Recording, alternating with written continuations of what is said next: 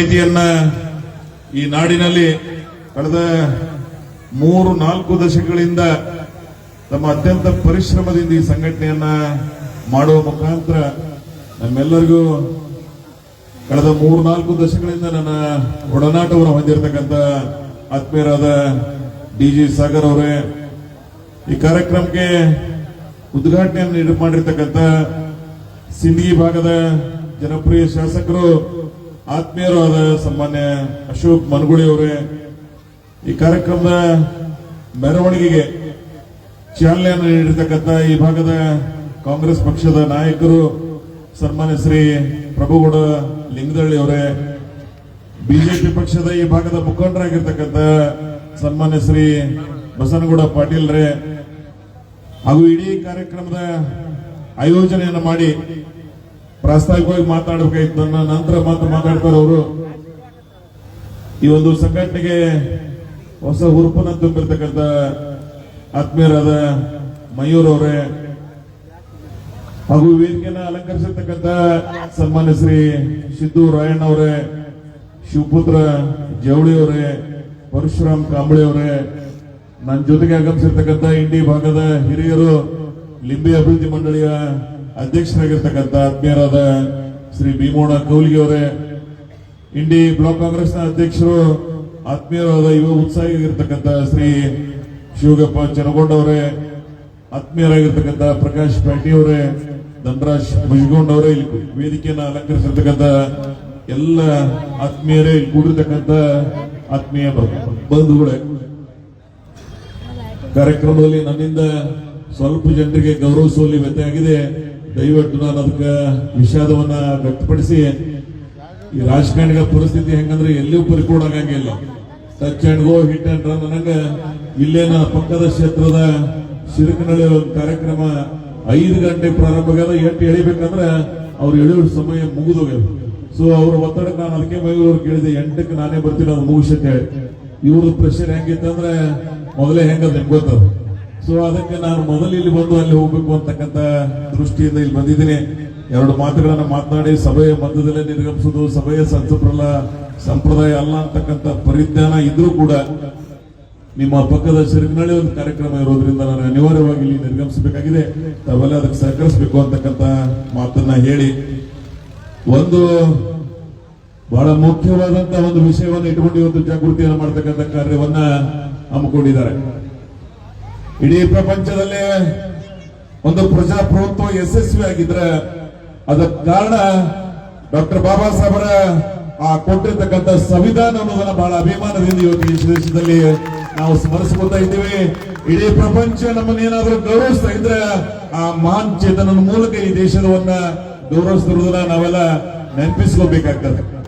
ಅಂತ ಒಂದು ಸಂವಿಧಾನಕ್ಕೆ ಇತ್ತೀಚಿನ ಸರ್ಕಾರಗಳು ಎಲ್ಲೋ ಒಂದ್ ಕಡೆ ಚ್ಯುತಿ ತರ್ತಕ್ಕಂಥ ಕಾರ್ಯಗಳು ನಡೀತಾ ಇದೆ ಅಂತಕ್ಕಂಥ ಭಾವನೆ ಕೆಲವು ಜನರಲ್ಲಿ ಮೂಡ್ತಾ ಇದೆ ಅನ್ನೋದನ್ನ ನಾವೆಲ್ಲ ಗಮನಿಸ್ತಾ ಇರ್ತೀವಿ. ಆದ್ರೆ ಯಾರು ಸಂವಿಧಾನಕ್ಕೆ ಒಂದು ಚ್ಯುತಿ ತರ್ತಕ್ಕ ಕೆಲಸ ಮಾಡಿದ್ರು ಅಂದ್ರೆ ಅವ್ರು ಈ ಭೂಮಿ ಮೇಲೆ ಉಳಿಲಿಕ್ಕೆ ಸಾಧ್ಯ ಇಲ್ಲ ಅಂತಕ್ಕಂಥ ಒಂದು ಪ್ರಾಮಾಣಿಕ ವಸ್ತುವನ್ನ ಅವ್ರು ಇನ್ನೂ ತಿಳ್ಕೊಂಡಿಲ್ಲ ಅನ್ನೋದನ್ನ ಬಹಳ ಪ್ರಾಮಾಣಿಕವಾಗಿ ಹೇಳ್ಬೇಕಾಗ್ತದೆ.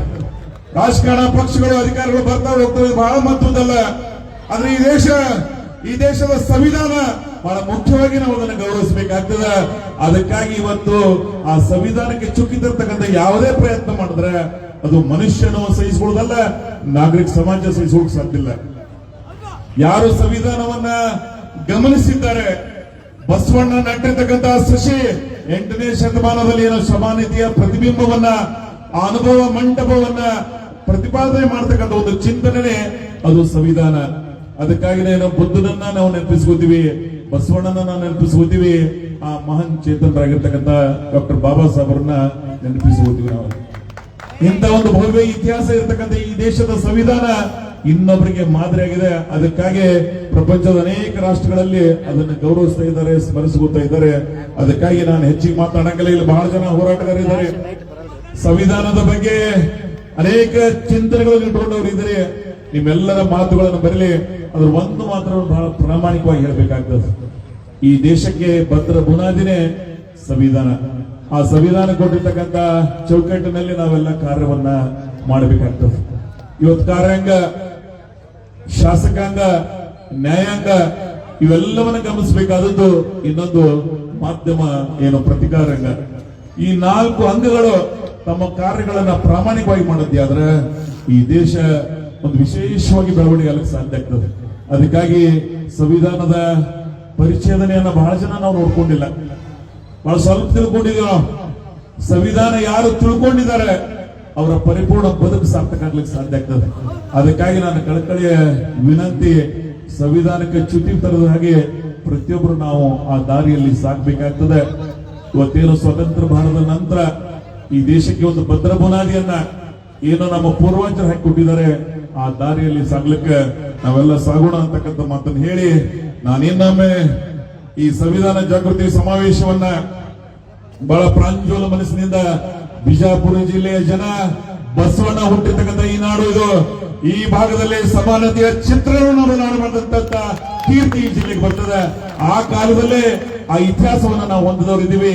ಅದಕ್ಕಾಗಿ ಬಸವ ನಾಡಿನಲ್ಲಿ ಸಂವಿಧಾನದ ರಕ್ಷಣೆಗಾಗಿ ನಾವೆಲ್ಲ ಪಣ ತೊಡೋಣ ಅಂತಕ್ಕಂಥ ಮಾತನ್ನು ಹೇಳಿ ಈ ಕಾರ್ಯಕ್ರಮದಲ್ಲಿ ಬಹಳ ಸಂತೋಷದಿಂದ ನಾನು ಭಾಗಿಯಾಗಿ ತಮ್ಮೆಲ್ಲರ ಜೊತೆಗೆ ಮಾತಾಡಲು ಅವಕಾಶ ಮಾಡಿಕೊಟ್ಟಿರ್ತಕ್ಕಂಥ ಈ ಆಯೋಜಕರಿಗೆ, ಇಲ್ಲಿ ಕೂಡಿರ್ತಕ್ಕಂಥ ತಮ್ಮೆಲ್ಲರಿಗೂ ವಂದನೆಯನ್ನು ಸಲ್ಲಿಸಿ, ಬಾಬಾ ಸಾಹೇಬರ ಆ ಚಿಂತನೆಯನ್ನ, ಬಸವಣ್ಣನ ತತ್ವಾದರ್ಶಗಳನ್ನ, ವಿಶೇಷವಾಗಿ ಆ ಮಾದರಿ ಇತಿಹಾಸವನ್ನ ನಾವೆಲ್ಲ ಮೆಲುಕು ಹಾಕ್ತಕ್ಕಂಥ ಪ್ರಯತ್ನವನ್ನು ಮಾಡೋಣ. ಶಾಂತಿ, ಪ್ರೀತಿ, ಕರುಣೆ, ಸಹನೆಯಿಂದ ಈ ನಾಡನ್ನ, ಈ ದೇಶವನ್ನ ಕಟ್ಟೋಣ ಅಂತಕ್ಕಂಥ ಮಾತನ್ನು ಹೇಳಿ, ಹಾಗೆ ವಿಶ್ವ ಮಾನವರಾಗಿ ನಾವೆಲ್ಲ ಬದುಕೋಣ. ನಾವ್ಯಾರು ಕೂಡ ಅರ್ಜಿ ಹಾಕಿ ಎಲ್ಲಿ ಹುಟ್ಟಿಲ್ಲ, ಭಗವಂತ ಎಲ್ಲೋ ನಮ್ಮ ಜನ್ಮ ಕೊಟ್ಟಿದ್ದಾರೆ. ಹಿಂದೂ, ಮುಸ್ಲಿಂ, ಕ್ರಿಶ್ಚಿಯನ್, ಸಿಖ್ ಅವಧಾನದಿಂದ ನಾವೆಲ್ಲ ಬದುಕಬೇಕಾಗಿದೆ ಅಂತ ಆದರ್ಶ ಬದುಕು ಈ ನಾಡಿನಲ್ಲಿ, ಈ ದೇಶದಲ್ಲಿ, ಪ್ರಪಂಚದಲ್ಲಿ ನಾವು ವಿಶ್ವ ಮಾನವರಾಗಿ ಬಾಳೋಣ ಅಂತಕ್ಕಂಥ ಮಾತನ್ನು ಹೇಳಿ ತಾವೆಲ್ಲರಿಗೆ ಇನ್ನೊಮ್ಮೆ ಒಂದು ಸಂವಿಧಾನದ ಜೊತೆಗೆ ನಾವೆಲ್ಲ ಬಾಳಿ ಬದುಕೋಣ. ನಾವು ನಮ್ಮ ಎಷ್ಟು ಸಂಸ್ಕೃತಿ ಗೌರವಿಸ್ತೀವಿ ಆ ಸಂವಿಧಾನಕ್ಕೆ ಅಷ್ಟೇ ಪ್ರಾಂಜೋಲ ಮನದಿಂದ ಗೌರವಿಸ್ತಕ್ಕಂಥ ಕಾರ್ಯ ಮಾಡೋಣ ಅಂತಕ್ಕಂಥ ಮಾತನ್ನು ಹೇಳಿ ಈ ಜಾಗೃತಿ ಸಮಾವೇಶ ಬಹಳ ಅತ್ಯಂತ ಪ್ರಶಸ್ತ ಸಮಯದಲ್ಲಿ ತಾವು ಹಮ್ಮಿಕೊಂಡಿದ್ರಿ. ಈ ಜಿಲ್ಲೆಯಲ್ಲಿ ಸಂವಿಧಾನದ ಜಾಗೃತಿ ಈ ದೇಶದ ಭವಿಷ್ಯದ ಜಾಗೃತಿ, ಅದು ಈ ದೇಶದ ಸರ್ವ ಜನಾಂಗಗಳಿಗೆ ಸ್ವಾಭಿಮಾನದ ಬದುಕಿನ ಸಂಕೇತವಾಗಿರ್ತಕ್ಕಂಥ ಸಂವಿಧಾನಕ್ಕೆ ಗೌರವಿಸ್ತಕ್ಕಂಥ ಪ್ರಯತ್ನ ನಾವೆಲ್ಲ ನಿರಂತರವಾಗಿ ಮಾಡೋಣ ಅಂತಕ್ಕಂಥ ಮಾತನ್ನು ಹೇಳಿ ಇಲ್ಲಿ ಕೂಡಿರ್ತಕ್ಕಂಥ ಸರ್ವರಿಗೆ ಮತ್ತು ವೇದಿಕೆಯನ್ನು ಅಲಂಕರಿಸಿರ್ತಕ್ಕಂಥ ಬಹಳ ಯೋಗ್ಯವಾದಂತಹ ಸ್ವಾಮೀಜಿಗಳಿಗೆ ಕರೆದಿರಿ. ನೀವು ನಾನು ಗಮನಿಸ್ತಾ ಇರ್ತೀನಿ, ಬಹಳ ಜನರನ್ನ ಸಮಾನತೆಯ ಪ್ರತಿಪಾದನೆಯನ್ನ ಬಹಳ ವೈಚಾರಿಕ ನಿಲುವುಗಳಲ್ಲಿ ಪ್ರತಿಪಾದನೆ ಮಾಡಂತವರ ಮಾತುಗಳನ್ನ ನೀವೆಲ್ಲ ಕೇಳಬೇಕು.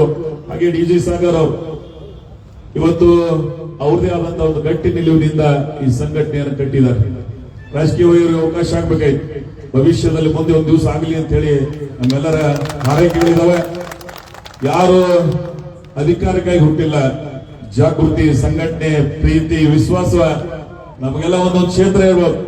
ಅದರ ಡಿ.ಜೆ. ಸಾಗರ್ ಅವರ ಕ್ಷೇತ್ರ ಇಡೀ ನಾಡು ಅನ್ನೋದನ್ನ ಬಹಳ ಅಭಿಮಾನದಿಂದ ನೆನಪಿಸಬೇಕಾಗ್ತದೆ. ಅಂತವರ ಸಂಘಟನೆ ಈ ನಾಡಿನಲ್ಲಿ ಸದಾ ಬೆಳೀಲಿ ಅಂತ ಹೇಳಿ ಆಶಯವನ್ನು ವ್ಯಕ್ತಪಡಿಸಿ ತಮ್ಮೆಲ್ಲರಿಗೂ ಒಳ್ಳೆಯದಾಗಲಿ ಅಂತ ಹೇಳಿ ನಾನು ಈ ಸಂದರ್ಭದಲ್ಲಿ ಶುಭ ಹಾರೈಕೆಗಳನ್ನು ಹಾರೈಸಿ, ಹಾಗೆ ಈ ಭಾಗದ ಅನೇಕ ಮುಖಂಡಗಳಲ್ಲಿ ಸಿಂಧಿ ಭಾಗದ ಶಾಸಕರ ಮಾತುಗಳನ್ನ, ಹಾಗೆ ಇನ್ನೂ ಈ ಭಾಗದ ಯುವ ನೇತಾರರಾಗಿರ್ತಕ್ಕಂಥ ಪ್ರಭುಗೌಡ ಲಿಂಗದಳ್ಳಿ ಅವರು, ಹಾಗೆ ಬಿಜೆಪಿಯ ಮುಖಂಡರು, ಇಲ್ಲಿಯ ಬ್ಲಾಕ್ ಕಾಂಗ್ರೆಸ್ನ ಅಧ್ಯಕ್ಷರು ಎಲ್ಲರಿದ್ದಾರೆ. ಅವರೆಲ್ಲರನ್ನ ಗೌರವಿಸ್ತಕ್ಕಂಥ ಕಾರ್ಯ ಆಗ್ಲಿ.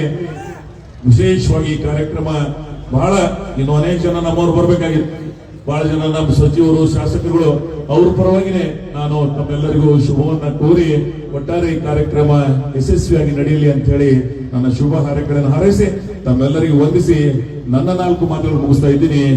ಜೈ ಹಿಂದ್, ಜೈ ಸಂವಿಧಾನ.